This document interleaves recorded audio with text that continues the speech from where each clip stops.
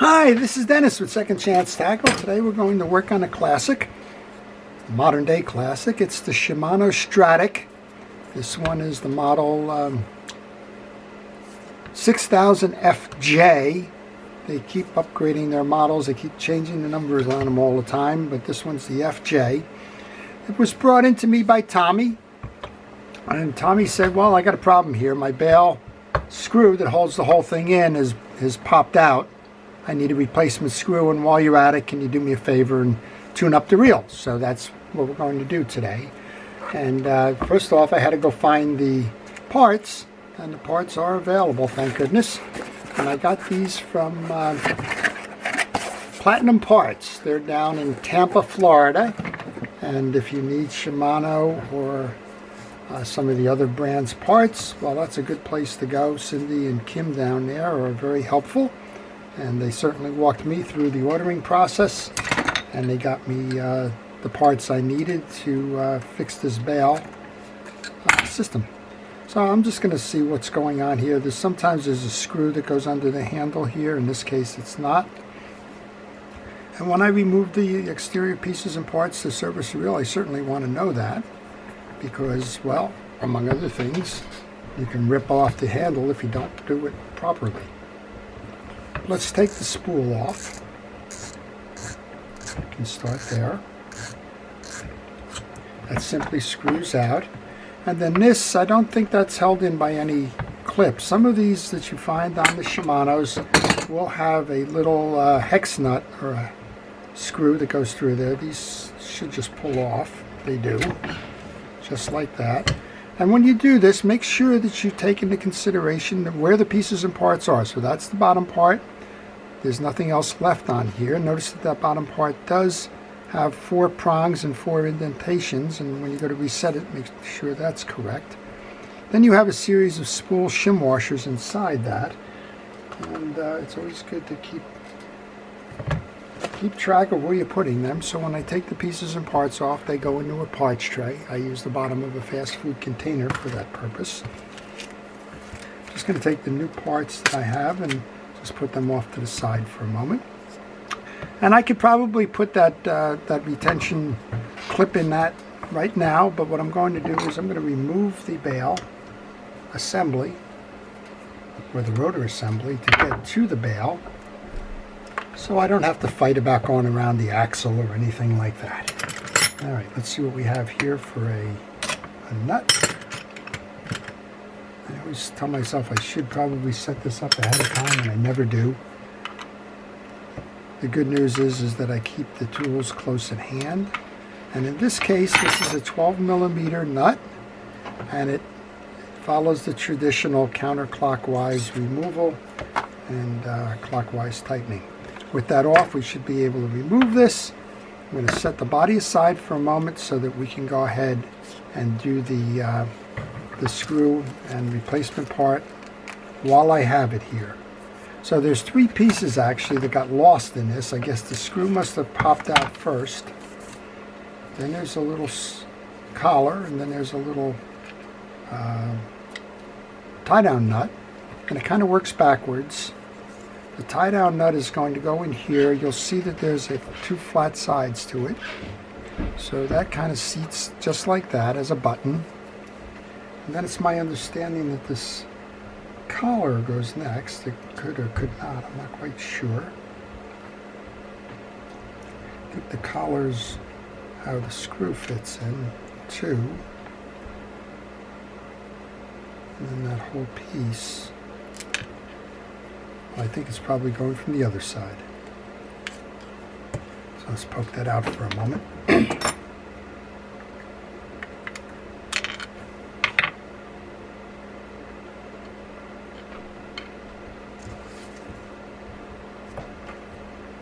And I'm thinking the collar, that's exactly what it is. I'm just checking here. That collar did not come out with the other pieces that were lost. That's why I'm having a little bit of an issue there. All right, we'll just put this back in. Didn't need the collar after all. But better to order it and not need it than to assume, not order it, And well, find out that you did need it. Alright, let's go ahead and put the screw back in then. Looks like this screw comes pre-soaked with a Loctite kind of a formula there. And we should just be able to put this in now. You could imagine trying to do this with the axle shaft in the middle of it all. Just, to me, it just wouldn't work out well. Alright, tighten this down. Let's set that.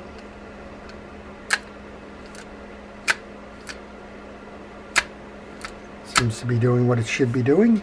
So we'll set that assembly off to the side. Now let's go service the reel. This has got the traditional old style spring-loaded anti-reverse. It has a broken off anti-reverse toggle switch. Well, we're not going to be able to fix that. I'm sure that's locked in so that it's always reversed. And I don't know how that broke off. Don't need to know how that broke off. It's broken off. There are two different types of screws on this.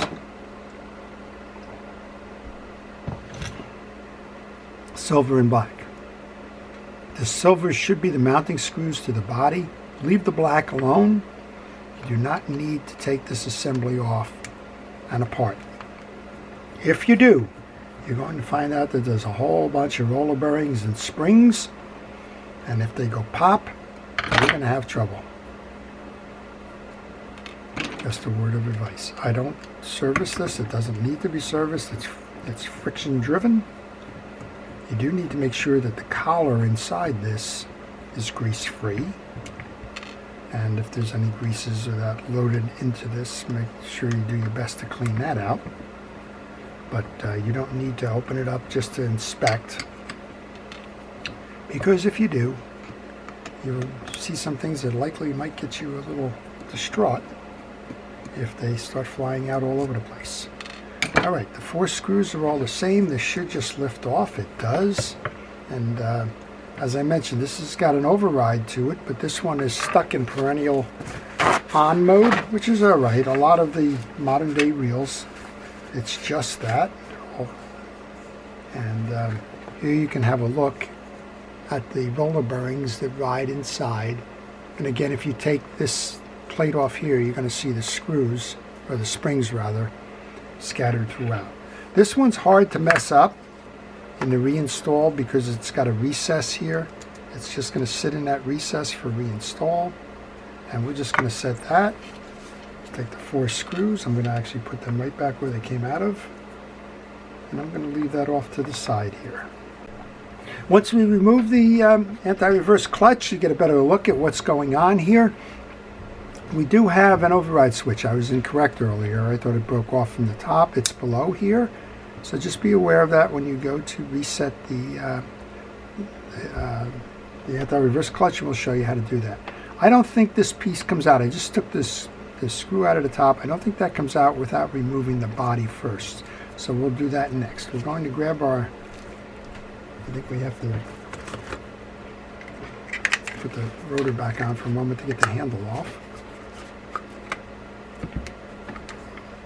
Turn this in a clockwise manner, away from the way that you would drive the reel in order to unscrew the handle.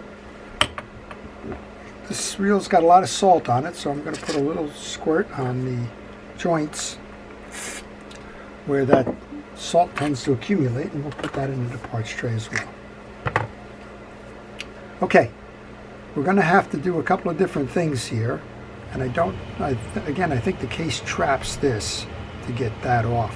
But notice that we have a couple of, gotta love this, a couple of screws hiding underneath that rubber band. So looks like we're gonna have to play around a little bit here. It may just be that that other one is just being stubborn here at the trip ramp. But for now, just kind of roll that rubber band up. And now we have 1, 2, 3, and I'm sure there's one hiding under here that's holding the case on. So let's go ahead and take this bump guard off first. This bump guard is usually secured by 2 screws, one of them here And if this is like the other Shimanos, there'll be, yep, there's another one right up in here that holds the back on. If you didn't know that that screw was there, I've seen them come in broken. Somebody was trying to take the bump guard off, didn't realize the screw was here and ripped it off. So please, just take note, take your time. There's no rush with these. And once you do that now, this thing should more or less slide off. Those are always famous last words, but that one came out relatively painless. All right, well, we got two more hiding under here. Here's a quick note. You do not need to remove this little piece here. This little piece is holding in the worm drive. Just leave it there for now. And what we'll do is we'll remove the 5 screws here. When we do that, we want to take them out and we want to lay them on our table so that we make sure that all of the screws are the same size. If they're not the same size, we're going to mark the location for where the longer or the shorter one will be. It's not unlike Shimano to use a whole bunch of different screws in their fishing reels. I've lived through them. We've already saw that we have 2 different screws for the bump guard. These 2 are the same. And when you get down here, you start to wonder if they're longer or shorter.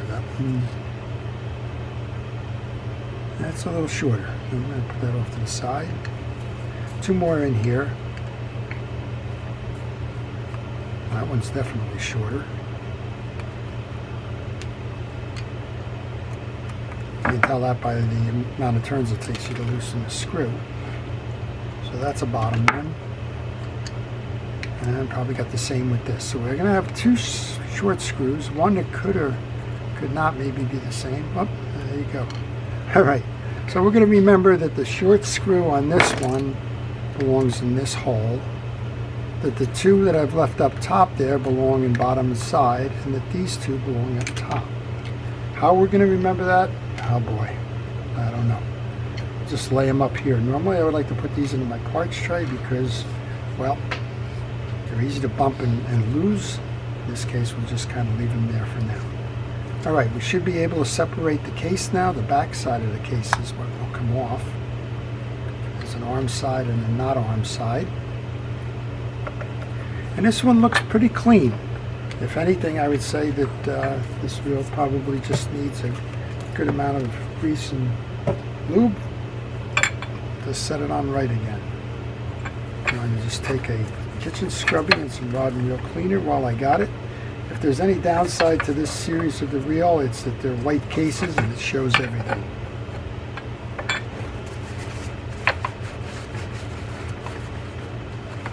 So while you have it off, it's a little bit easier to clean things like the underneath part of this here, so go ahead and take your time to do that. All right, we're going to roll this down now.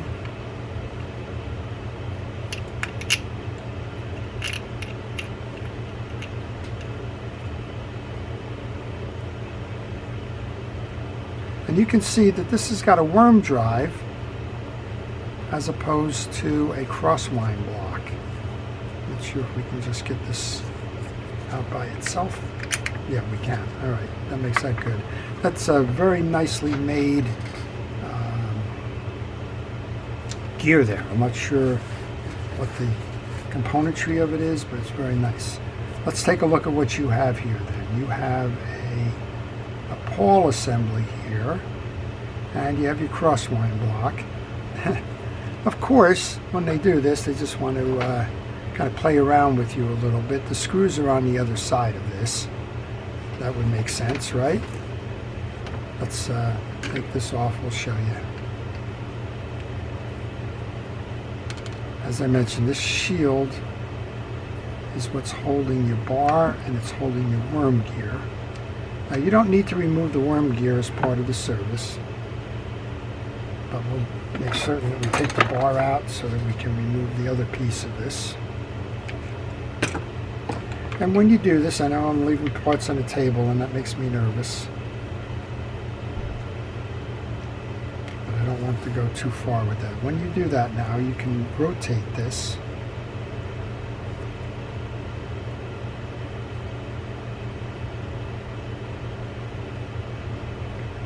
remove the back one. There's 2 bars here. Forgot about the back bar. And I'm just putting them together, making sure that they're the same bars so that they are interchangeable. Now you rotate it. You can see your pawl there.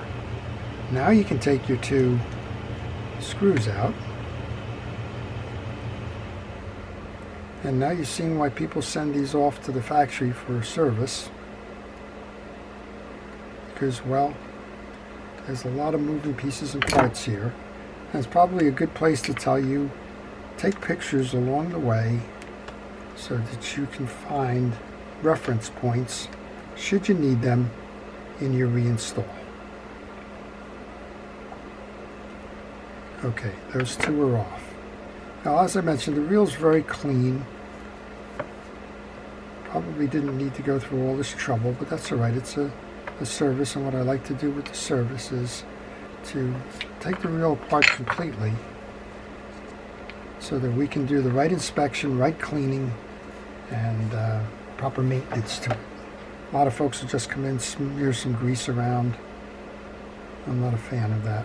I much prefer that you do the visuals, and if there's parts that are needed, you go ahead and get them for the repair. Alright, the worm drive was running fine. That's in the back here. We're just going to leave that attached. There is a plastic cog up top here on that worm drive that's going to be driven off the back of the main of the pinion gear. That's going to drive this worm gear. Got a bearing on top and a little seal ring underneath it. We're going to clean this out. You've got a bearing sitting, I believe. That's a bearing, yep. Got a bearing seated on the bottom of the pinion gear. We'll go ahead and pull the dirt out of the pinion gear. That's just the old greases. Now, people tell me they like to see bright and shiny. You could use brake cleaner or other things if you want to remove that last piece of film. I'm more concerned that we don't have a buildup of old dried grease on there. Okay, let's go ahead and put the oil on that bearing. This can go back in now. We'll show you how it drives that worm gear. You'll see that the pinion gear is the one driving that white gear to drive the worm gear. Now we have this inner ring, and then you can oil this bearing. They appear to be shielded but not sealed bearings, so we'll oil that one. Make sure that gets seated properly. That's the way we found it, so we're in good position with that. Let's go ahead now and we can reinstall some of this. What you want to do first is you want to grab that axle shaft.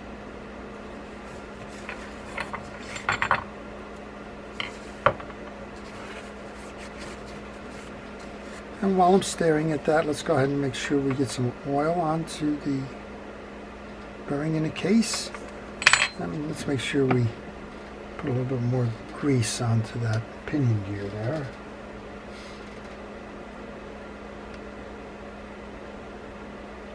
Well, if you have a question on this reel or any reel, maybe you're working on one and you're stuck, maybe you just want to know a little bit more about the reel itself, what the reel is suitable for in terms of fishing and so on.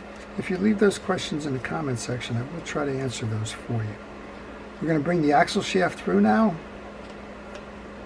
and we're going to reverse, remember.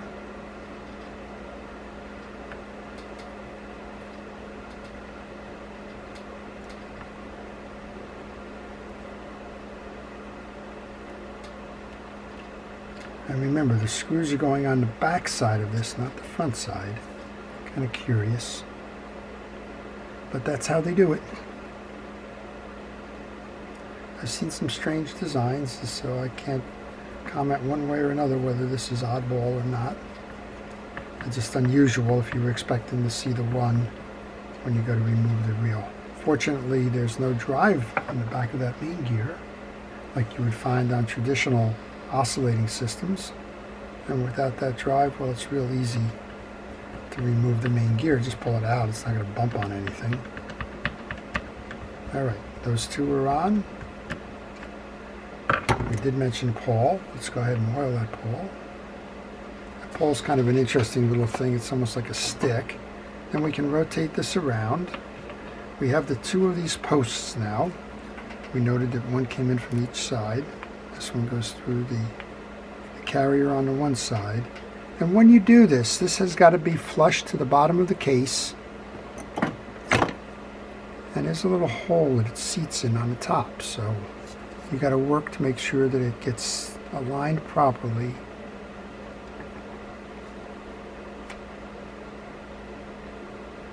Before you go closing anything up. And it takes a little bit of patience. There we go. That's one that's in. That's likely going to fall out when I go to do this one, but at least that's one that's in there right now. Go ahead and put the other side in. Now notice that there's a taper on this one. It's not on the other side. That one went in nicely. Then we want to take our tie down. Don't lose this piece. That's critical to keeping the worm gear drive proper.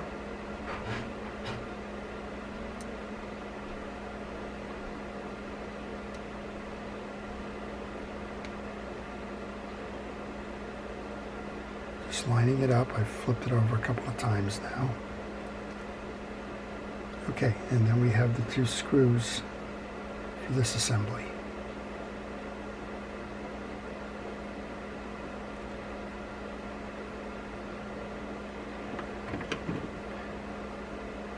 So this is a very smooth operating reel.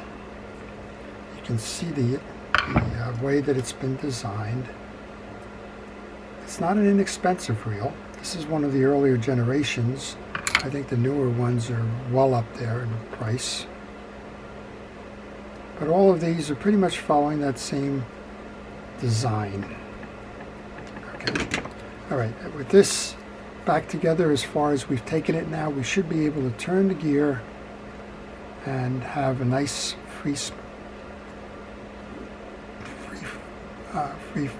flowing worm gear and pawl assembly. That's that. As I mentioned, if anything, it looks like this reel just needs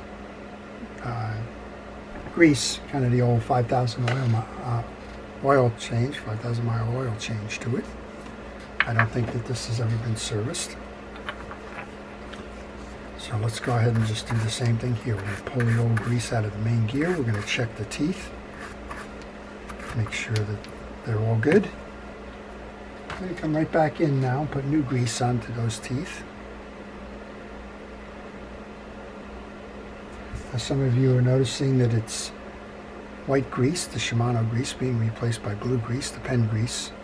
I don't see much difference in the performance of the fishing reel greases, so I have no reluctance to interchange the greases. If you do, you can get the Shimano greases online. All I encourage you to do as you're doing your work on fishing reels is to make sure you use fishing reel greases and oils. And we're going to oil that bearing here. And now we can close that case up. That's all that's in here.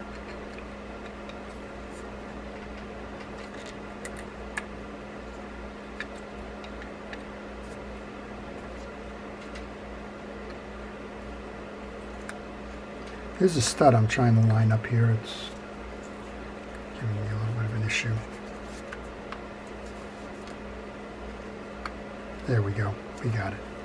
And if you were afraid that you were going to bind something, just take the main gear, turn it a little bit, make sure everything's going smoothly. I'll remember what we said now. We got these two oddball screws that go here, and the small one to the right here. Don't know why that small one is there. It probably would interfere with something inside. That's generally why it works that way. Then I got the two that I set aside up top, and one of them is holding true to form in terms of why I prefer to use the parts tray, because it got knocked behind my board here. Let's get that one before we lose it. Then this one will go here.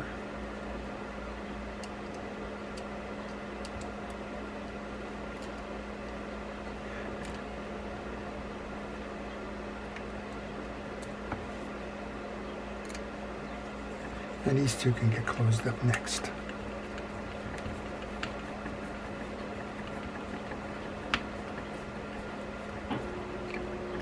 And then we can put that anti-vibration ring back. And we're almost done with this thing. Amazing. So one of the things you can learn about this is that it doesn't take an awful lot to service the reel, even the complicated ones. And that the service as a result should be done frequently. What's frequently? I like to say on an annual basis. Tuck that anti-vibration ring back in. Let's go for our next up would be the anti-reverse clutch. I'm going to remove the 4 attaching screws. I'm also going to remove that collar. Now what you need to do is find that override so that you line it up with this. Do the visual, make sure that it's on properly, and then come back in with the 4 screws that are going to mount it to the case.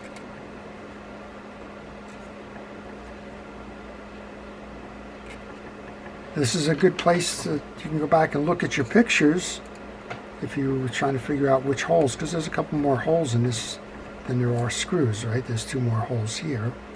You can go back in and check, make sure that you've got them in the right positions. Pictures will help you with that. Now, some folks unknowingly tell me I don't take pictures, but of course I am. It's videos. But you can use a still camera, use your cell phone, Polaroids, whatever you want to use. Doesn't really matter too much. Just take the pictures, they help. I guess my message must be getting through because some folks have sent me in reels in the bag projects and say I didn't take a picture. Okay, next step then is our rotor. Remember, we started all the way with that because we had the broken bail. And we had the bail spring without the screws. Now this came off in the traditional manner, so it's going to be tightened in a clockwise manner. I like to hand tighten as much as I can before I turn over to the wrench. And once that's tightened, you need to find that little screw. It's going to tie down that nut so that it doesn't move.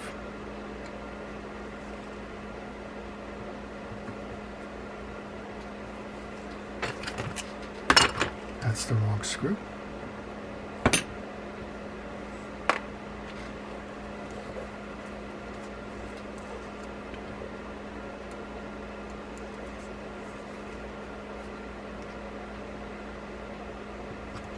There we go.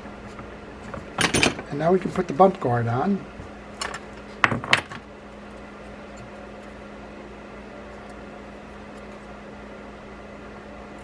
That tag end belongs in the corner here.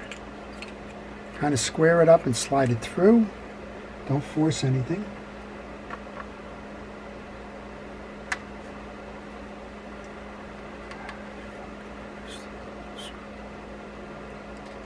Go ahead and bring this back.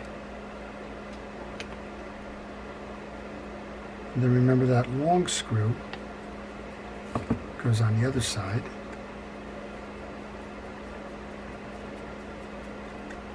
And it'll come through here.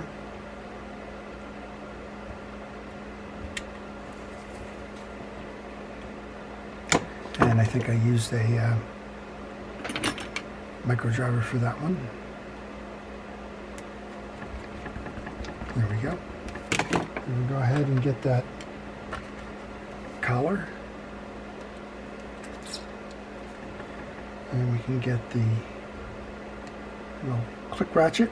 Now that's going to make noise when the click tongue under the spool bounces against it in a when the line's coming out. It's going to be an alert to you that the line's moving backwards. All right, there's 3 shim washers in here for the spool adjusting height.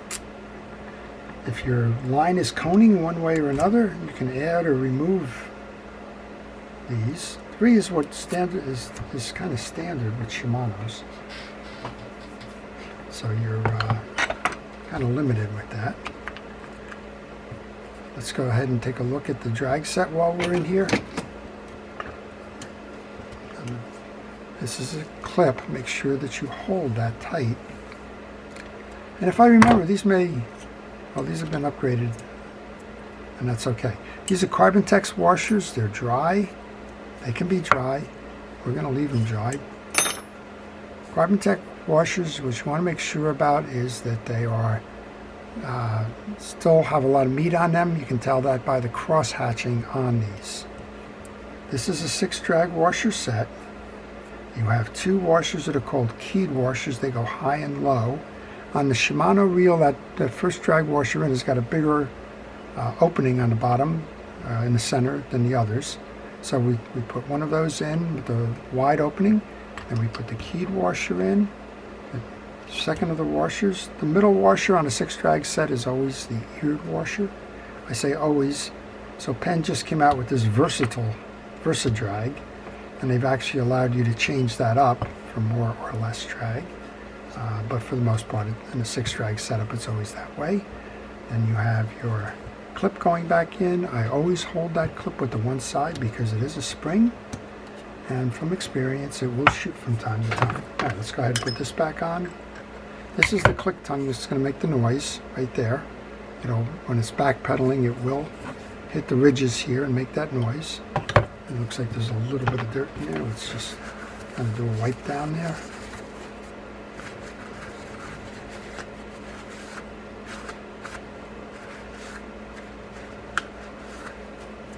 All right, we can mount that now. And you can hear the noise that that clipper is making. Next step then is that top. Put the handle on, give it a test, see how we did. This is a screw-on handle again, remember? Okay. Here's your Shimano Stradic. This is the 6000 FJ. Nice and smooth. We want to make sure, of course, that the bail clips and that it doesn't fall out from the screws that we put in there. So that's it. I hope you've enjoyed that. If you did, please like it. If you want to see more, again, please subscribe and use those notification buttons to let you know when I am posting. To everybody who's a first responder and essential personnel, thank you for everything it is that you do to keep us safe. It truly is appreciated. To everyone, I wish you great fishing and a fantastic day. This is Dennis with Second Chance Tackle.